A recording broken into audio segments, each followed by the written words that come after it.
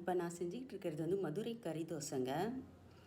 இதுக்கு வந்து கீமா கறி மட்டன் வாங்கிட்டு அதை நல்லா லவங்கம், பட்டை, எண்ணெய் எல்லாம் போட்டு அதில் முதல்ல கறியை போட்டு பொடி மாஸ் மாதிரி வறுத்துட்டு, கூட வெங்காயம், பூண்டு, இஞ்சி இதையெல்லாம் குருவாக வெட்டி அது கூடவே சேர்த்து காரமும் சில்லி ஃப்ளேக்ஸ் இல்லைன்னா மிளகா பொடி இது போட்டு கொஞ்சம் பெப்பர் போட்டு சீரகப்பொடியும் போட்டு மூடி வச்சு சிம்லேயே வச்சு வதக்குனீங்கன்னாக்கா அது சுருளை நம்ம முட்டை பொடி மாஸ் மாதிரி வந்துடும்.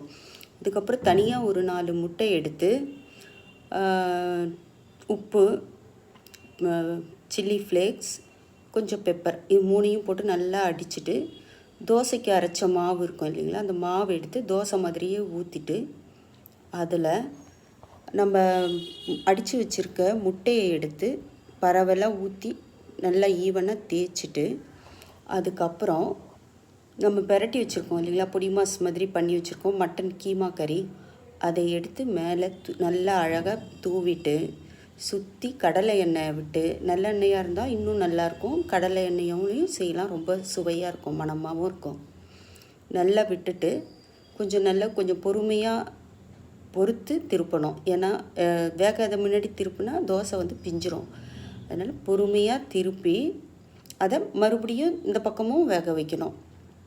கொஞ்சம் நல்லா வேக வச்சிட்டிங்கனாக்கா, கொஞ்சம் அழுத்துனீங்கனாக்கா அந்த மட்டன் கறி வந்து நல்லா பதிஞ்சிரும் தோசையில்.